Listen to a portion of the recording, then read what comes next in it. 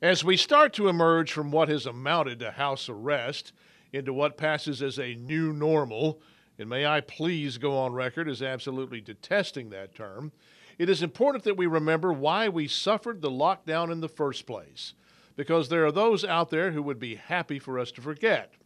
When shelter-in-place orders were first implemented, when non-essential businesses were closed, when schools all moved online, movie theaters closed, and sporting events were scrubbed, the justification was so that we might flatten the curve. What that meant was to spread the cases of COVID-19 over a longer period so that the most acute of them would not show up at the hospital all at once. We did not want to overwhelm the finite resources of the healthcare system. At no time during the early days of all of this did anyone speak specifically of preventing illness. In fact, the policy amounted to tacit acceptance of the fact that illness was going to happen. The stated goal was to spread the inevitable illness out over time. It's worth noting today that none of our policy leaders is any longer using the phrase flatten the curve.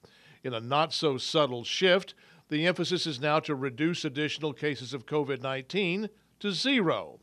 That, of course, would mean extending the lockdowns, which many in government would be happy to do.